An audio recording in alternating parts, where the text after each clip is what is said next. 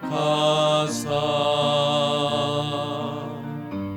주님 나라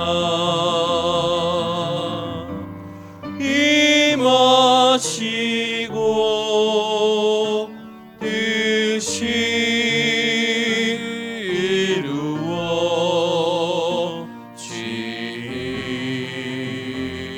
이루어지이다. 일용할 양식 주시고 우리들의 큰 죄 다 용서하옵시고 또 시험에 들게 마시고 악에서 구원하소서. 대개 주의 나라 주의 권세 주의 영광 영원히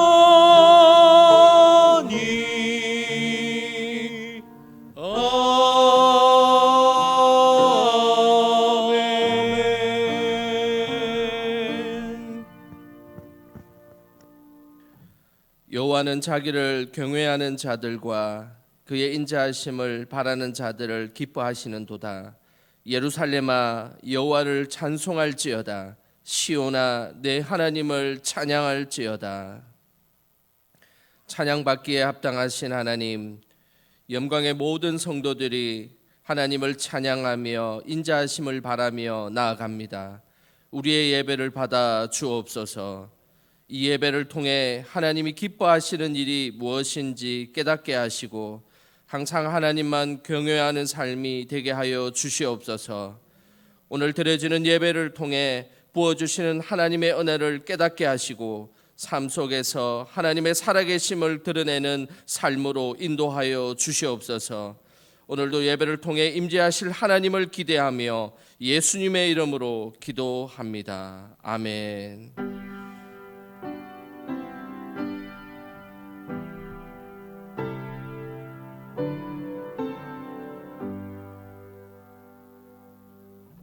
다 함께 자리에 앉으셔서 찬송가 407장 하나님께 찬양하겠습니다.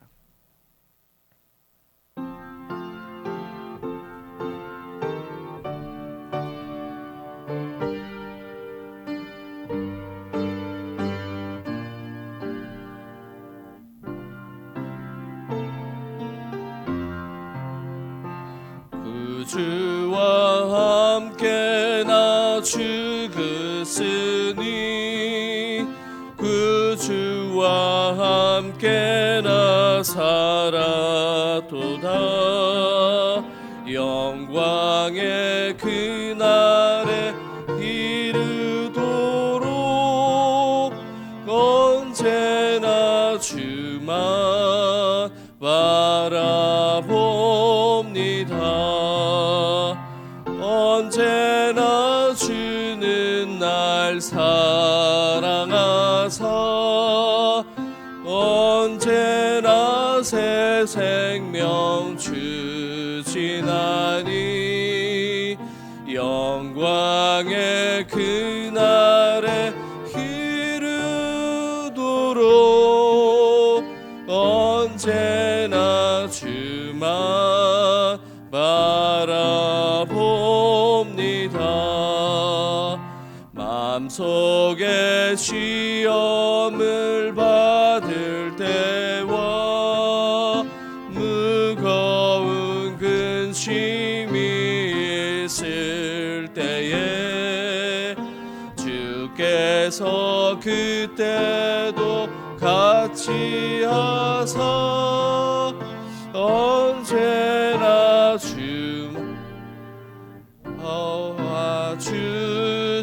주시네. 언제나 주는 날 사랑하사 언제나 새 생명 주시나니 영광의 그날에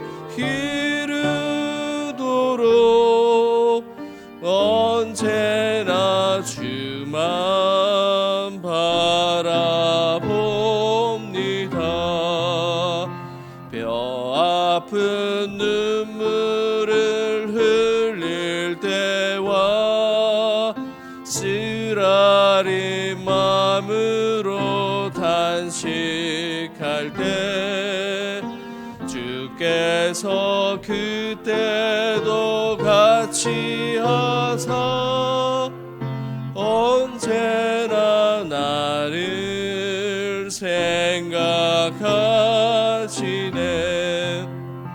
언제나 주는 날 사랑하사 언제나 새 생명 주시나니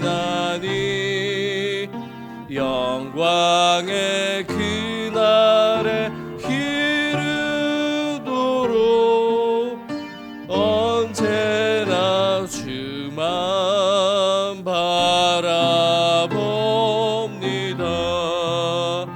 내 몸의 약함을 아시는 주, 못 고칠 질병이 아주 없네.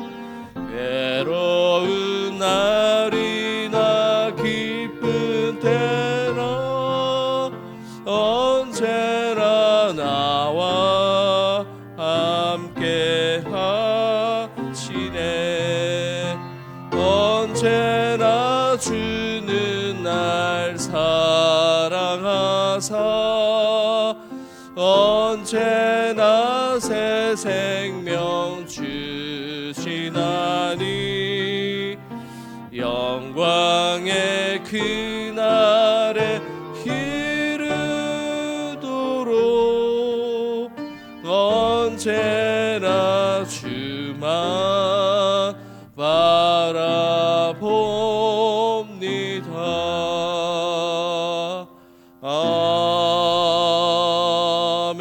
아멘. 성시교독 시간입니다. 7번 10편 13편 말씀 교독하겠습니다.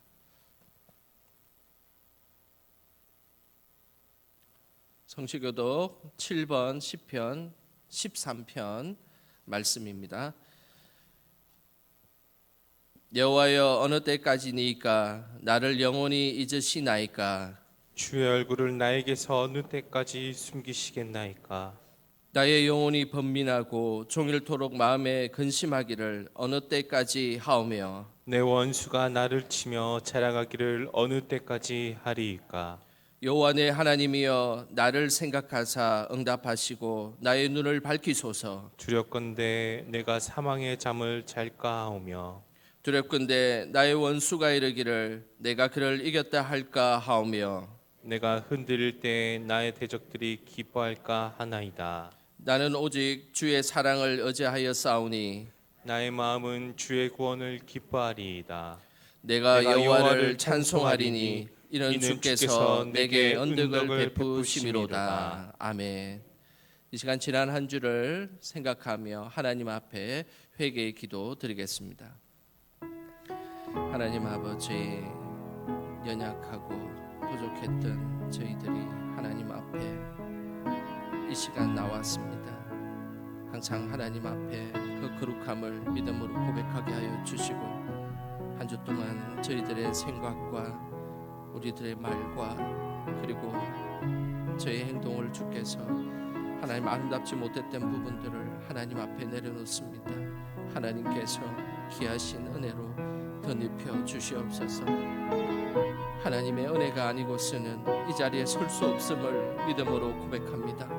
하나님 항상 그렇게 하나님만을 의지하는 믿음의 삶이 되게 하여 주시고 은혜를 구하고 하나님의 사랑을 구하고 하나님의 인자하심을 구하는 믿음의 삶으로 나아갈 수 있도록 성령께서 함께하여 주시고 그렇게 하나님의 은혜를 덧입는 믿음의 시간 될 수 있도록 성령께서 저희들의 모든 것을 주관하여 주시옵소서.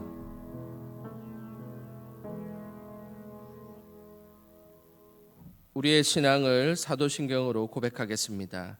나는 전능하신 아버지 하나님 천지의 창조주를 믿습니다. 나는 그의 유일하신 아들 우리 주 예수 그리스도를 믿습니다.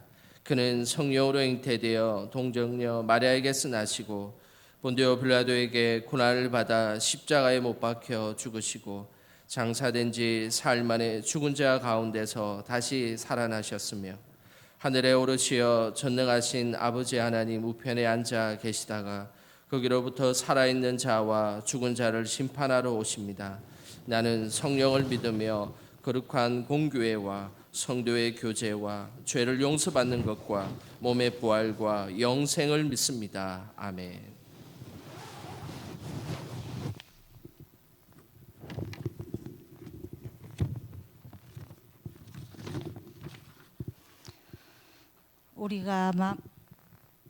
우리가 마음의 뿌림을 받아 악한 양심으로부터 벗어나고 몸은 맑은 물로 씻음을 받았으니 참 마음과 온전한 믿음으로 하나님께 나아가자. 아멘.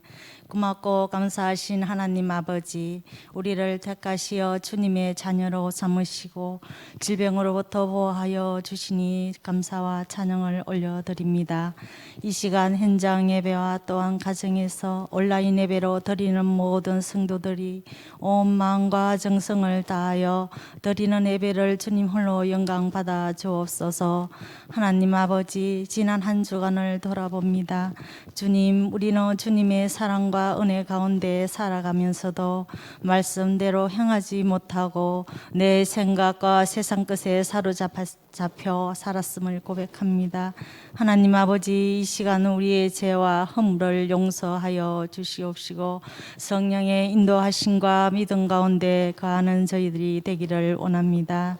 하나님 아버지, 온 세계가 코로나 질병으로 인하여 신음하고 고통 중에 있습니다. 주님, 우리의 죄를 용서하시고 온 세계에 퍼져 있는 코로나 질병을 사하여 주시어 질병으로부터 자유함을 얻게 하시고 주님의 성전이 닫히는 일이 일어나지 않도록 하시어 주님의 백성들이 마음껏 주님을 찬양하며 높일 수 있도록 인도하여 주시고 생활이 정상적으로 이루어지게 하여 주시기를 간절히 바라고 원하고 기도드립니다. 하나님 아버지, 이 나라를 불쌍히 여기사 긍휼을 베풀어 주옵소서. 무엇이 거짓인지 무엇이 진실인지 분별할 수 있는 온 국민과 이정자들과 대통령이 될 수 있도록 은혜를 베풀어 주사 지혜를 허락하시어 정의와 공의가 바로 세워지는 나라가 될 수 있도록 인도하여 주옵소서. 살아계신 하나님 아버지, 우리 교회를 사랑하여 주시니 감사를 드립니다.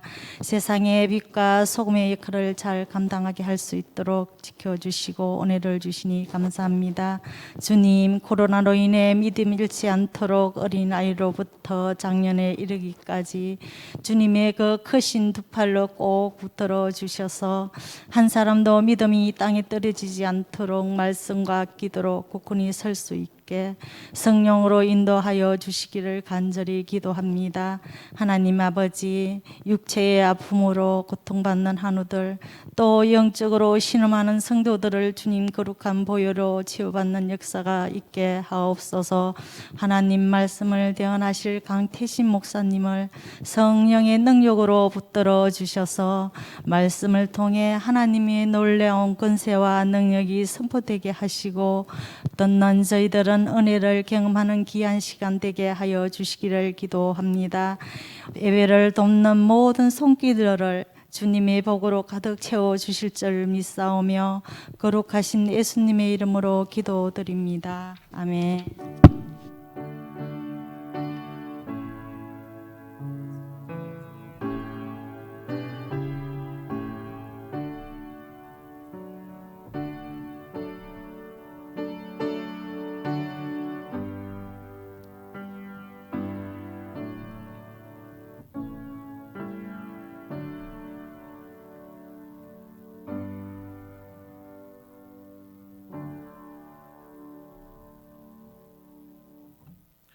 이 시간 우리에게 주시는 하나님의 말씀은 히브리서 11장 1절에서 6절까지 말씀입니다.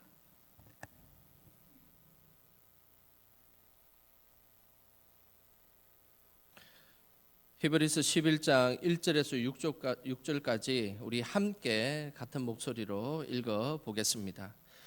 믿음은 바라는 것들의 실상이요 보이지 않는 것들의 증거니 선지인들이 이로써 증거를 얻었느니라. 믿음으로 모든 세계가 하나님의 말씀으로 지어진 줄을 우리가 아나니 보이는 것은 나타난 것으로 말미암아 된 것이 아니니라. 믿음으로 아벨은 가인보다 더 나은 제사를 하나님께 드림으로 의로운 자라 하시는 증거를 얻었으니 하나님이 그 예물에 대하여 정언하심이라. 그가 죽었으나 그 믿음으로서 지금도 말하느니라. 믿음으로 에녹은 죽음을 보지 않고 옮겨졌으니 하나님이 그를 옮기심으로 다시 보이지 아니하였느니라. 그는 옮겨지기 전에 하나님을 기쁘시게 하는 자라 하는 증거를 받았느니라. 믿음이 없이는 하나님을 기쁘시게 하지 못하나니 하나님께 나아가는 자는 반드시 그가 계신 것과 또한 그가 자기를 찾는 자들에게 상 주시는 이심을 믿어야 할지니라. 아멘. 오늘도 우리 일부 예배에 참석하신 우리 성도님들 주님의 이름으로 축복하고 환영합니다. 최근에 각종 그 TV 프로그램 중에 요리 프로그램들이 TV에 많이 나오고 있습니다. 그 요리 프로그램 중에서 많은 전문가들이 요리를 하고 있는데 그 전문가들 중에서 단연 아주 인기가 많은 한 사람이 있습니다. 그 사람이 바로 백종원 대표라는 사람입니다. 아마 우리 성도님들은 뭐 TV를 통해서 한 번쯤은 다 이 사람을 봤을 것입니다. 그는 중학교를 다닐 때부터 요리하는 것을 좋아했습니다. 그래서 공부보다는 오히려 요리책을 더 열심히 봤던 그런 학생이었습니다. 그렇다고 해서 그 백종원 대표가 뭐 공부를 못했냐? 그렇지는 않습니다. 연세대학교에 들어갈 정도로 공부를 아주 잘했던 그런 사람입니다. 그런 군대 시절에 요리를 잘해가지고 그 군대의 상관이었던 그 장군에게 인정을 받았습니다. 장교로 들어가서 군대 역사상 처음으로 장교가 군 그 식당을 운영하는 그런 특혜를 누리게 되었습니다. 20대 중반부터 요리를 잘했던 이 백종원, 지금도 여전히 요리를 잘하는 그런 인물로 우리에게 소개되고 있습니다. 그런데 TV에서 비춰지는 이 백종원은 요리만 잘하지는 않습니다. 왜냐하면 요리만 잘하는 사람들은 정말 많지 않습니까? 그런데 많은 국민들에게 인기를 끄는 것은 이 백종원 대표는 요리만 잘하는 것이 아니라 그 요리를 통해서 지역에 팔리지 않는 농산물을 팔게끔 하고, 그래서 최근에는 뭐 감자며 고구마며 장어 같은 것을 팔지 못했던 지역에 가서 그것을 잘 팔 수 있도록 도와주고, 그리고 다 죽어가는 골목 식당에 가서 상권을 다시 활성화시키는 그런 일들을 하고 있다는 것이죠. 그러니 단순히 요리만 잘하는 그런 사람이 아니라 요리를 통해서 우리의 이 서민들의 삶의 자리를 더 활성화시키고 좋게 하는 역할을 하고 있는 것입니다. 그래서 지금 그 백종원 대표를 향해서 요리 대통령이다라는 표현을 할 정도로 많은 인기를 끌고 있습니다. 믿음의 세계도 마찬가지입니다. 믿음의 세계도 우리가 하나님 앞에 예배를 드리고 있지만 하나님께서는 이 예배드리는 행위 그 자체만으로 머무는 것을 하나님은 원하지 아니하십니다. 예배를 통해서 그 예배가 우리의 삶의 자리로 나아가는 삶의 예배로 나아갈 때 하나님께서는 우리의 삶을 기쁘게 받으십니다. 오늘 본문의 말씀은 그 삶의 예배를 우리에게 소개하고 있는데요. 특별히 저번 주에는 어떤 인물을 우리에게 말씀하였습니까? 기억이 나십니까? 저번 주에는 아벨에 대한 말씀을 하였습니다. 아벨은 하나님께서 계시를 통해서 주셨던 그 하나님을 믿음으로 고백하여서 하나님 앞에 온전한 예배가 무엇인지를 우리에게 말씀하였습니다. 그러면 그 하나님의 그 온전한 예배와 함께 이제 오늘 소개되는 이 인물은 예배를 통해서 하나님 앞에 영광 돌리는 것뿐만 아니라 그 예배를 통해서 우리의 삶의 자리까지 나아가는 삶의 예배를 통해서 하나님 앞에 기쁨이 되었고 하나님 앞에 칭찬을 받았던 인물입니다. 바로 그 인물이 히브리서 11장 5절에 우리에게 말씀하고 있습니다. 우리 같이 히브리서 11장 5절 말씀 함께 읽어보겠습니다. 읽겠습니다. 믿음으로 에녹은 죽음을 보지 않고 옮겨졌으니 하나님이 그를 옮기심으로 다시 보이지 아니하였느니라. 그는 옮겨지기 전에 하나님을 기쁘시게 하는 자라 하는 증거를 받았느니라. 오늘 5절에 등장하는 인물은 바로 에녹이라는 인물입니다. 그는 삶의 예배를 통해 하나님을 기쁘시게 하는 그런 믿음의 증거를 받았던 인물입니다. 히브리서 11장에는 믿음에 대한 말씀을 하면서 제일 우선적으로 하나님의 예배가 너무너무 중요하기 때문에 아벨을 먼저 제일 우선으로 소개하였습니다.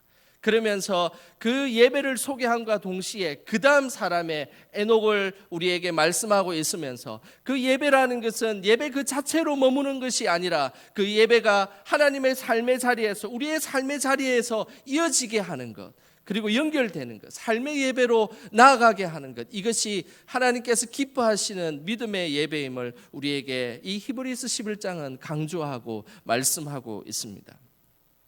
하나님께 드리는 예배뿐만 아니라 삶의 예배를 강조했던 것은 바로 히브리서를 둘러싼 그 시대적 상황 때문에 우리는 그 상황을 살펴보면 왜 그렇게 이 히브리서 기자가 이 말씀을 기록했는지 우리는 그 말씀을 통해서 깨달을 수 있습니다. 히브리서를 읽는 독자들은 이전에 제가 말씀을 드렸습니다. 히브리서를 읽는 그 독자들은 디아스포라 기독 유대인이었다라고 제가 말씀을 드렸습니다. 흩어져 있는 하나님을 믿는 유대인들, 본래는 자신들은 유대인이었지만 예수님을 믿는 그 유대인들이 이 히브리서를 읽는 독자들입니다. 그들에게 기독교를 배반하고 배교하라는 그런 위험들이 내부적으로도 있었고 외부적으로도 그들에게 있었습니다. 당시 내부적으로 두 가지의 배교의 유혹이 있었습니다. 그것은 유대인들이 다시 돌아오라는 것입니다. 왜 예수님 믿어서 이렇게 고생하느냐, 다시 유대교로 돌아오라는 유대교의 회교 그리고 회유 정책이 있었습니다. 뿐만 아니라 예수님의 재림이 계속해서 늦어지기 시작하자 이들의 믿음이 흔들리고 있었습니다. 이것은 내부적인 그들에게 향한 유혹이었습니다. 그런데 외부적인 유혹도 있었습니다. 그 외부적인 유혹은 바로 로마의 박해였습니다. 교회사 클래스라는 장신대 박경수 교수님이 쓴 책이 있습니다. 그 책에 보면 이 히브리서가 쓰여질 AD 60년경에 그 초대교회 사람들이 어떤 박해를 받았는지를 우리에게 알려주는 그런 책입니다. 그 책에 보면 AD 60년경에 그때 아주 유명한 로마의 악명 높은 황제가 있었습니다. 그 황제는 여러분들이 잘 아는 네로 황제였습니다. 그는 AD 54년에 황제로 집권한 이후에 한 10년 가까이는 잘 통치를 하였습니다. 그런데 10년이 지나자 그런 과대망상적인 광기를 부리기 시작했습니다. 그러면서 그가 AD 54년에 집권한 이후에 10년이 지난 AD 64년에 로마에 큰 불이 일어나기 시작했습니다. 얼마나 큰 불이 일어났냐면 그 당시에 로마를 14개 구역으로 나누었는데 무려 불이 나서 10개 구역이 다 타버렸습니다. 그런 불이 나자 어떤 소문이 났냐면 네로 황제의 광기에 의해서 불이 났다는 소문이 퍼지기 시작했습니다. 사실은 그곳에 있었던 기름 창고에 불이 나기 시작해서 그 불이 온 도시를 퍼져버렸습니다. 그런데 자신에게 안 좋은 소문이 들리자 네로 황제는 희생양을 찾기 시작했습니다. 그 희생양이 바로 예수님을 믿는 그리스도인들이었습니다. 그러니 그리스도인들이 불을 냈다라고 소문을 다시 내기 시작했습니다. 그래서 그것을 빌미로 그리스도인들을 박해하기 시작했습니다. 그 온갖 당시의 박해의 흔적이 히브리서 11장 36절과 37절에 그 박해의 흔적들이 나오고 있습니다. 우리 히브리서 11장 36절과 37절 말씀 우리 함께 읽어보겠습니다. 읽겠습니다. 또 어떤 이들은 조롱과 채찍뿐 아니라 결박과 옥에 갇히는 시련도 받았으며 돌로 치는 것과 톱으로 켜는 것과 시험과 칼로 죽임을 당하고 양과 염소의 가죽을 입고 유리하여 궁핍과 환난과 학대를 받았으니. 오늘 이 본문의 말씀에 보면 그 하나님을 믿는 디아스포라 기독 유대인들 그리고 그뿐만 아니라 그 당시의 초대교회 사람들이 얼마나 많은 핍박을 받았는지를 오늘 말씀을 통해서 우리에게 알려주고 있습니다. 온갖 조롱과 채찍으로 감옥에 갇히고 돌에 맞아서 죽고 그리고 톱이 몸을 자르는 그런 잔인한 일들이 있었습니다. 또한 그 안 좋았던 그 환란의 절정은 사형 방식의 스포츠 게임이었습니다. 기독교인들을 원형 경기장에 집어넣고 개와 사자에게 대항하도록 만들고 그것을 찢겨 죽이는 장면들을 보고 로마 사람들을 환호하고 그것을 게임이라 생각했고 경기라고 생각했습니다. 그때 당시에 십자가에 매달려 죽거나 불태워 죽는 크리스찬들이 있었고 또한 심지어 기독교인들을 짜가지고 그 기름을 가지고 횃불을 사용했었습니다.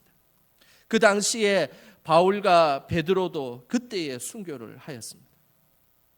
어떻게 했습니까? 그런 내부로부터 자신을 하나님으로 가까이 나가게 못했던 그런 어려움도 있었지만 외부의 환경에 의해서 그들이 하나님 앞에 온전히 나가지 못했던 그리고 힘들게 믿음을 지켜야 했던 그 당시의 초대교회 사람들, 그들은 너무 힘든 가운데 있었습니다.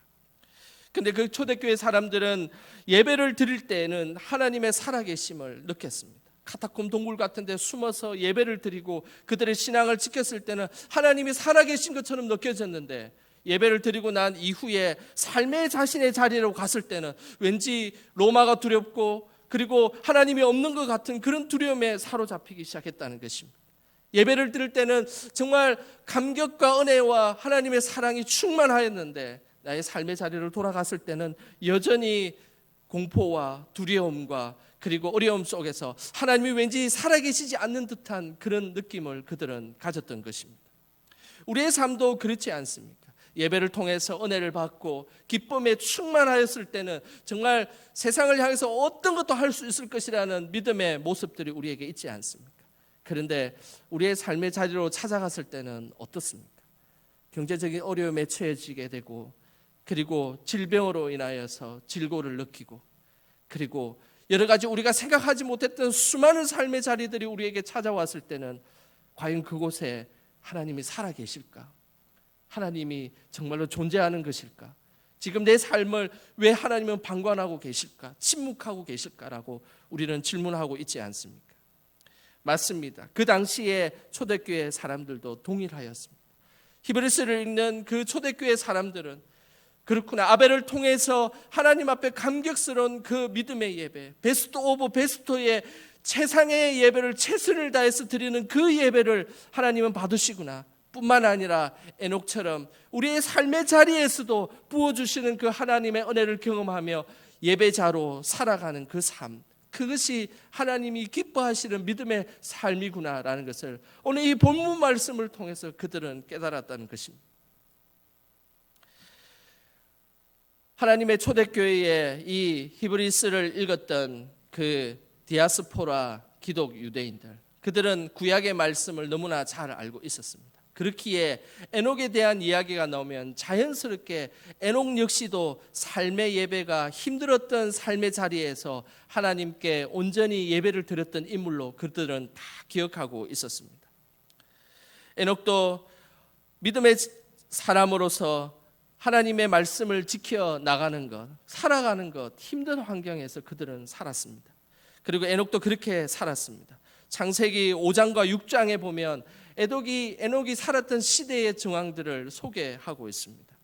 먼저 에녹이 살고 있었던 세상은 죄악이 가득한 세상이었습니다. 에녹이 살았던 당시 환경은 창세기 6장 5절과 6절에 우리에게 이렇게 말씀하고 있습니다. 에녹이 어떤 환경에서 살았는지 함께 보도록 하겠습니다. 우리 화면을 보면서 함께 읽어보겠습니다. 여호와께서 사람의 죄악이 세상에 가득함과 그의 마음으로 생각하는 모든 계획이 항상 악할 뿐임을 보시고 땅 위에 사람을 지었었음을 한탄하사 마음에 근심하시고. 에녹이 살았던 시대를 이렇게 말씀하고 있습니다. 하나님의 사람들이 오히려 세상의 죄악에 가득한 곳에서 살고 있었다는 것입니다.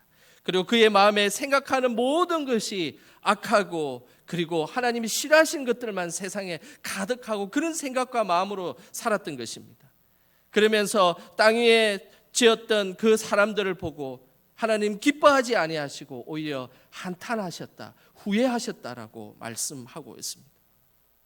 에녹이 살았던 시대는 그런 것입니다. 자기가 생각하고 그리고 마음속에 간직하고 있었던 것들이 다 악한 것들만 생각하고 하나님이 기뻐하지 않는 그런 것들만 생각했던 시대였습니다. 그런데 그 속에서도 에녹은 삶의 예배를 통해서 하나님 앞에 나아갔던 것입니다. 뿐만 아니라 에녹은 세상과 동떨어진 곳에서 그냥 하나님과 동행하며 하나님과 삶의 예배로 살았던 인물이 아닙니다.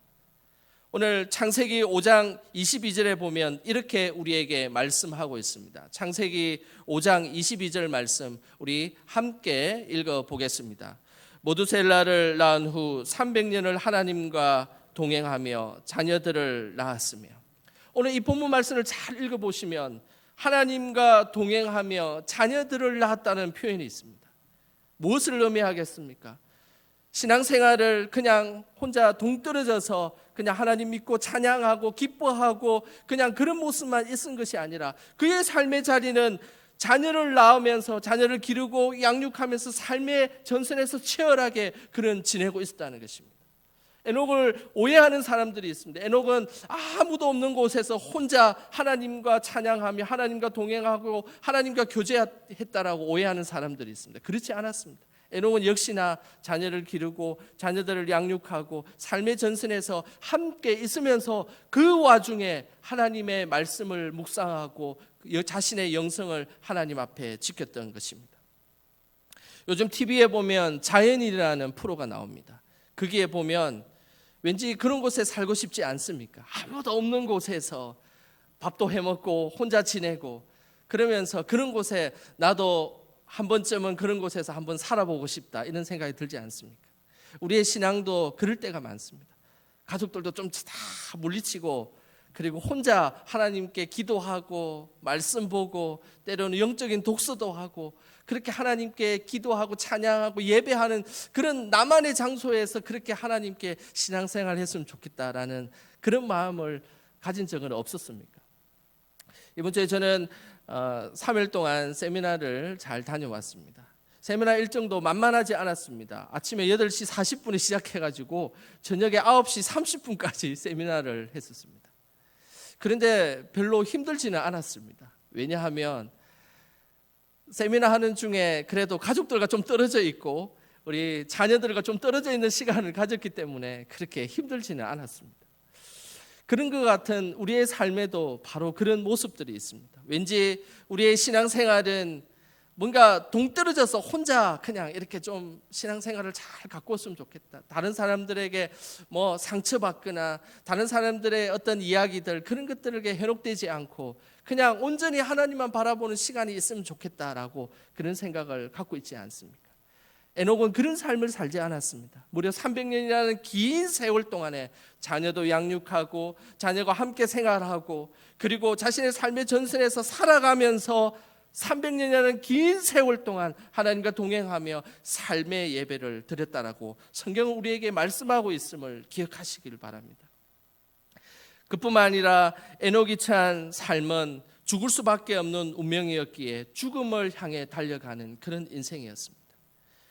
창세기 5장에 아담에 관련된 족보가 쭉 나오는데 반복되는 단어는 낳고 죽었더라, 낳고 죽었더라는 말입니다. 에덴 동산에서 아담과 하와가 죄를 짓고 난 이후부터 우리의 인생은 왠지 죽음을 향해서 달려가는 인생처럼 보입니다.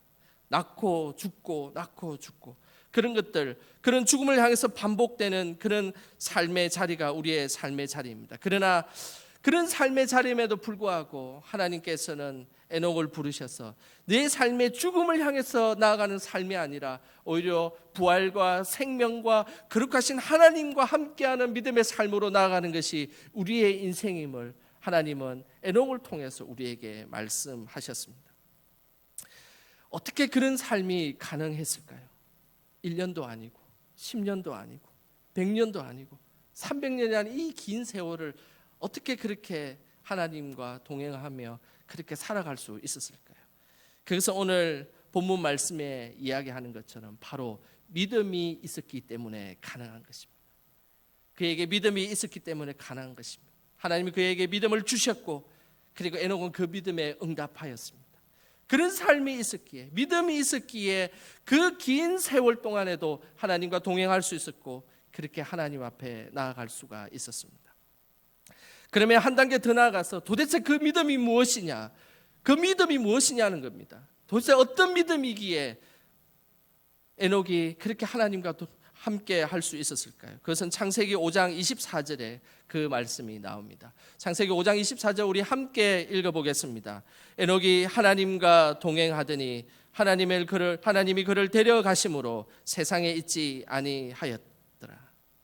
오늘 여기서 중요한 믿음의 행위에 아주 중요한 단어가 나옵니다. 그것은 동행이라는 단어입니다.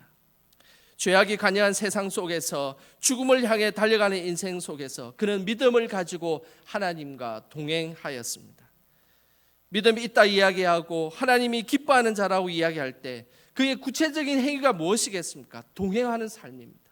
이 동행이라는 말은 히브리어로 할라크라는 단어인데, 이 할라크라는 단어는 피상적으로는 걷다 그리고 삶의 방식을 따라가다라는 의미입니다. 그러나 이 할라크라는 이 단어는 창세기 5장 24절에 보면 에트라는 전치사와 결합되면서 오히려 더 중요한 의미가 숨겨져 있습니다. 그것은 하나님과 부부 관계를 하는 것처럼 매우 친밀하게 교제하였다라는 뜻입니다.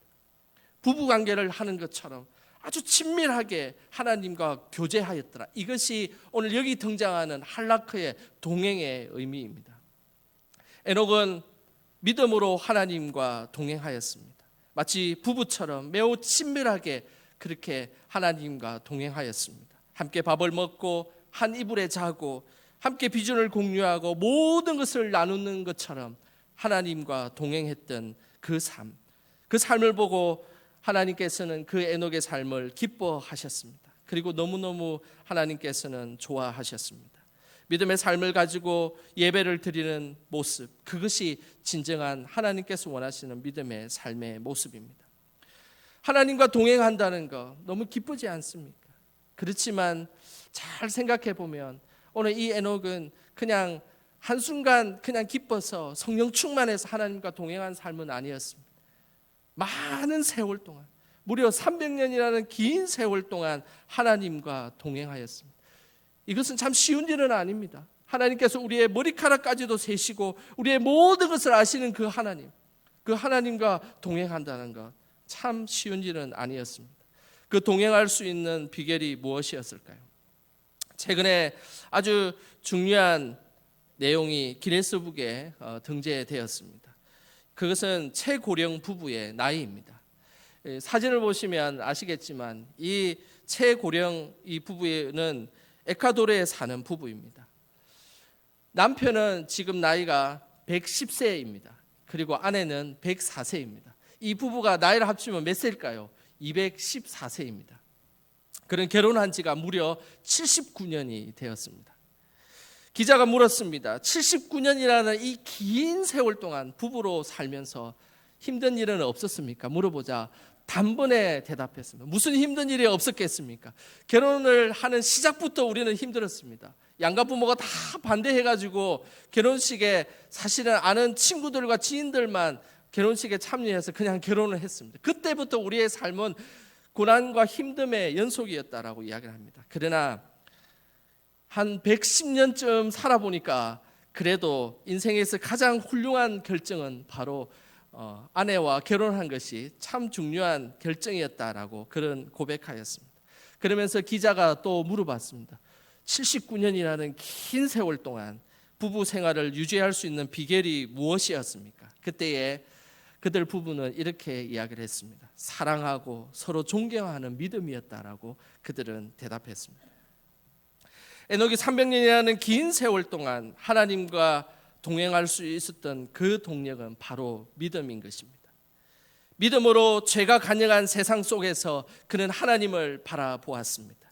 믿음으로 자신의 생각과 마음을 내려놓고 하나님의 생각과 마음으로 그는 자신의 신앙을 채웠습니다. 믿음으로 자녀를 낳고 또 낳고 또 낳고 그리고 자녀들을 양육하였습니다. 하나님과 동행할 수 있었던 것은 바로 믿음이었습니다. 믿음은 하나님과 동행하는 힘을 우리에게 주는 것입니다. 우리 삶의 믿음이라는 것을 우리가 그냥 하나님을 믿어서 나아가는 믿음이 아닙니다. 오늘 여기서 이야기하는 이 믿음은 하나님께서 주시는 믿음입니다. 나의 힘으로, 나의 생각으로, 나의 의지와 나의 지혜로, 나의 힘으로 한 달은 살아갈 수 있을 것입니다. 1년은 살아갈 수 있을 것입니다. 그러나 평생은 살아갈 수 없습니다. 나로부터 나오는 것은 항상 한계가 있습니다. 그러나 하나님으로부터 나오는 그 믿음에 응답하는 삶은 한계가 없습니다. 하나님은 끊임없이 우리에게 믿음을 부어주시고 우리에게 은혜를 주시기 때문입니다. 1년이 지나도 우리에게 은혜를 부어주시고 10년이 지나도 우리에게 믿음을 부어주시고 100년이 지나도 우리에게 믿음을 주시는 분, 그분은 바로 하나님이십니다. 1000년을 하루같이 우리에게 끊임없이 믿음을 부어주시는 분, 그분은 바로 살아계신 하나님이십니다. 그 믿음을 의지하고 나아갈 때, 그 믿음이 출발이 될 때 우리는 하나님 앞에 기쁨으로 나아갈 수가 있는 것입니다. 우리의 힘으로 할 수 없습니다. 잘 기억하시길 바랍니다. 하나님 주신 부어주신 그 은혜를 예배를 통해서 충만히 누리시길 바랍니다. 그리고 그 누림을 통해서 우리의 삶의 자리까지 그 예배의 감격과 은혜와 믿음이 나아가시길 바랍니다. 그렇게 동행하는 삶, 그 삶은 100년이 지나도 200년이 지나도 300년이 지나도 변하지 않습니다. 하나님 앞에 영광 돌릴 수 있는 믿음의 삶으로 우리에게 안내하고 있음을 우리는 기억해야 되는 것입니다. 하나님으로부터 나오는 그 믿음으로 하나님과 동행하는 삶, 그 삶에 하나님은 특별한 축복을 주셨습니다. 히브리서 11장 5절을 다시 한번 읽어보겠습니다. 어떤 축복을 주셨을까요? 히브리서 11장 5절 우리 함께 다시 읽어보겠습니다. 믿음으로 에녹은 죽음을 보지 않고 옮겨졌으니 하나님이 그를 옮기심으로 다시 보이지 아니하였느니라. 그는 옮겨지기 전에 하나님을 기쁘시게 하는 자라 하는 증거를 받았느니라. 오늘 이 5절에 보면 반복되는 단어에 주목하시길 바랍니다. 한 단어가 이 5절에 무려 3번이나 반복하고 있습니다.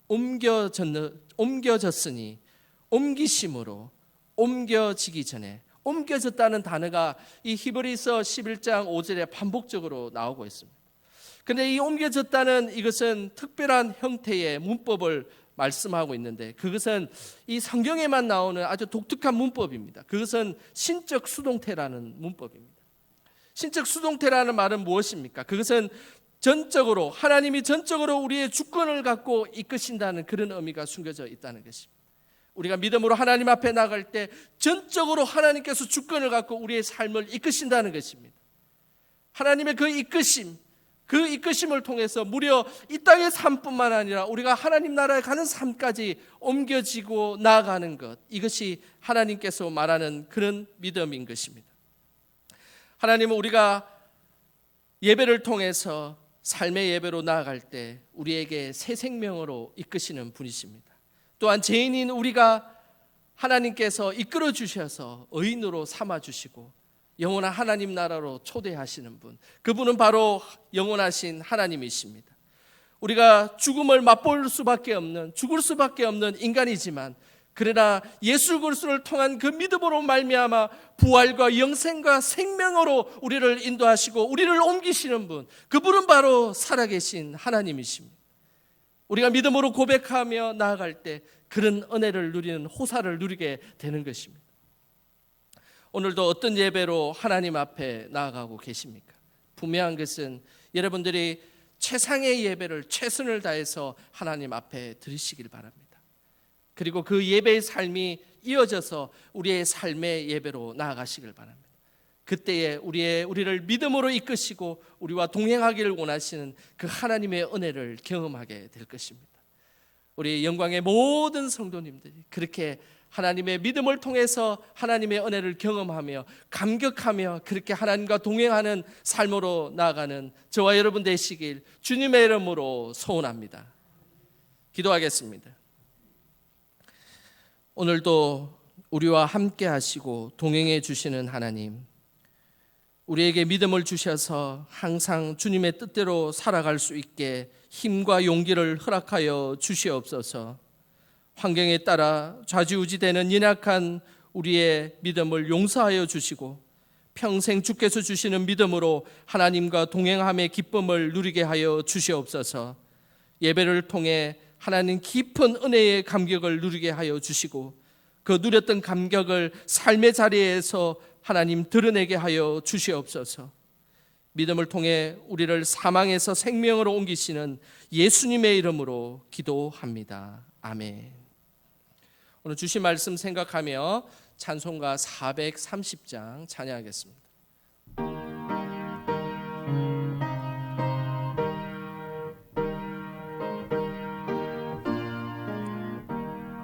주와 같이 길 가는 것 즐거운 일 아닌가. 우리 주님 걸어가신 발자취를 밟겠네. 한 걸음 한 걸음 주 예수와 함께 날마다 날마다 우리 걸어가리. 어린아이 같은 우리 미련하고 약하나 주의 손에 이끌리어 생명길로 가겠네. 한 걸음 한 걸음 주 예수와 함께 날마다 날마다 우리 걸어가리. 꽃이 피는 들판이나 험한 골짜기라도 주가 인도하는 대로 주와 같이 가겠네. 한 걸음 한 걸음 주 예수와 함께 날마다 날마다 우리 걸어가리. 옛 선지자의 똑같이 우리들도 천국에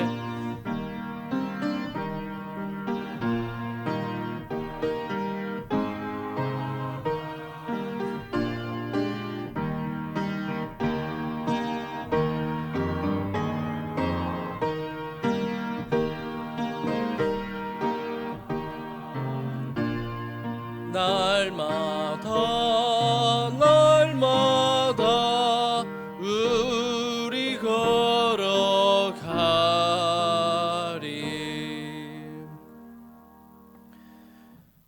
우리에게 믿음 주시고 힘 주시는 하나님 아버지, 이 시간 우리 영광의 성도들이 하나님 앞에 예물을 올려드립니다. 마음과 정성을 모아 드리는 이 예물을 기쁘게 받아 주옵소서. 오곡백과가 물어있는 결실의 계절이 되었습니다. 코로나로 인해 우리의 삶의 자리가 힘들지만 하나님께서 주시는 풍성한 은혜를 개인과 가정마다 내려 주시옵소서. 이번 주는 우리 민족의 고유의 명절인 추석이 있습니다. 우리 성도님들의 걱정과 근심이 물러가게 하시고 기쁨과 은혜와 사랑이 흘러 넘치게 하여 주시옵소서. 열매 맺는 이 가을에 우리의 신앙도 영적인 결실을 맺게 하시고 하나님과 한 걸음 한 걸음 동행함의 기쁨이 넘쳐서 이 어려운 시국을 믿음 안에서 넉넉히 이겨나가게 하여 주시옵소서. 우리의 신앙이 예배 중심과 믿음 중심으로 나아가게 하시고 예수님의 기쁨이 되는 삶이 될 수 있도록 성령께서 우리의 신앙을 지켜 주시옵소서.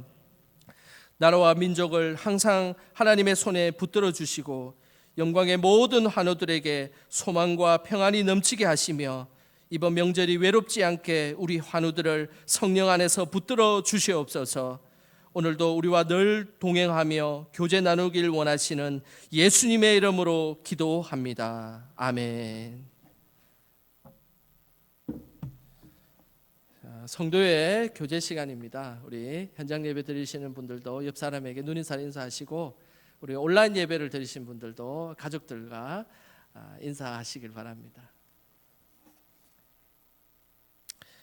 방역 수칙을 준수하며 현장 예배와 온라인 예배를 드리고 있습니다. 열심히 예배에 참여해 주시기를 부탁드리겠습니다. 오후 예배는 가정 예배, 금요 기도회는 개인 기도로 진행되고 있습니다. 매주 수요일은 이번 주부터 이제 지난주부터 10시 30분 그리고 8시에 두 번의 예배를 드렸습니다. 앞으로도 그렇게 예배가 진행될 것이니 잘 기억해 주시고, 이번 주 30일 수요일은 그 수요 예배는 가정 예배로 대처합니다. 꼭 기억해 주시길 바라겠습니다.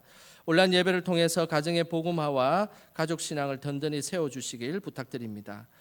10월 첫날 새벽 기도는 추석 연휴가 이렇게 차 있어 가지고 9월 29일 날 드리기로 했습니다. 우리 잘 기억하셔서 9월 29일 새벽이 첫날 10월 새벽 기도로 드린다는 걸 잊지 마시고 많이 참여해 주시길 부탁드리겠습니다. 105회 총회를 은혜 가운데 마쳤습니다. 우리 계속해서 총회가 든든히 서 나갈 수 있도록 기도해 주시길 부탁드리겠습니다. 9월 30일부터 10월 3일까지 추석 연휴 기간 동안 건강과 신앙 관리를 잘 해주시길 바라겠습니다. 연휴 기간 새벽 기도회는 계속 진행됩니다. 하지만은 온라인 송출은 하지 않습니다. 그래서 수요일부터 금요일에는 온라인 송출을 하지 않는다는 거 기억해 주시길 바라겠습니다. 추석 예배문이 준비가 되었습니다. 우리 나가실 때 준비가 되었으니 가져가시고, 또 주보꽂이에 꽂혀 있습니다. 가져가시길 바라겠습니다. 10월 생명의 삶 큐티책이 준비가 되었습니다. 우리 구입하지 않는 분들은 구입하시고, 혹시나 또 우편으로 받으시길 원하시는 분들은 사무실에 연락해 주시길 바라겠습니다. 혹시 다른 강구나 알림이 있습니까? 없으면 다 같이 일어나셔서 주님 다시 오실 때까지 찬양하겠습니다.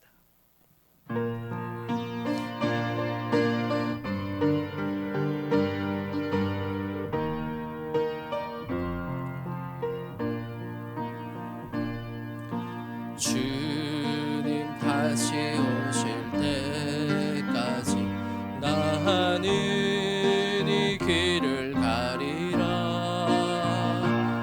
도움은 좁은 길 나의 십자가 지고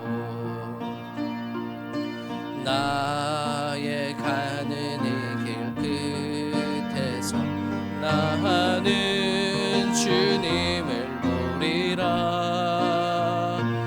영광의 주님 나를 맞아주시리. 주님 다시 오실 때까지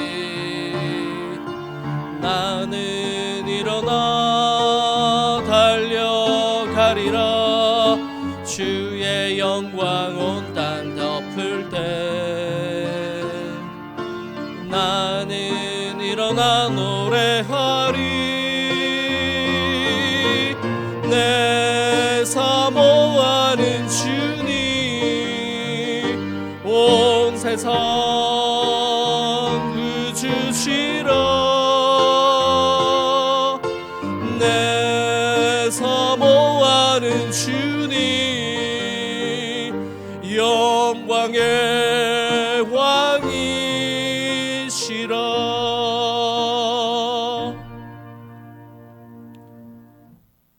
추석 명절을 보내는 한 주를 살아갈 때에 삶의 예배를 통해 하나님과 동행하는 삶을 살아가게 하시고, 주중에 만나는 사람들마다 죽음에서 생명으로 이끄는 복음을 전하는 그런 한 주가 되십시다. 이제는 우리 주 예수 그리스도의 은혜와 아버지 하나님의 사랑하심과 성령의 감화 감동 위로하심이 삶의 예배를 통해 하나님의 기쁨이 되는 삶으로 나아가기로 결단하는 영광의 모든 성도들의 머리 위에와 삶의 터전 위에와 이 나라의 민족과 세계의 열방 가운데 이제로부터 영원히 함께 하시길 간절히 축원하옵나이다. 아멘.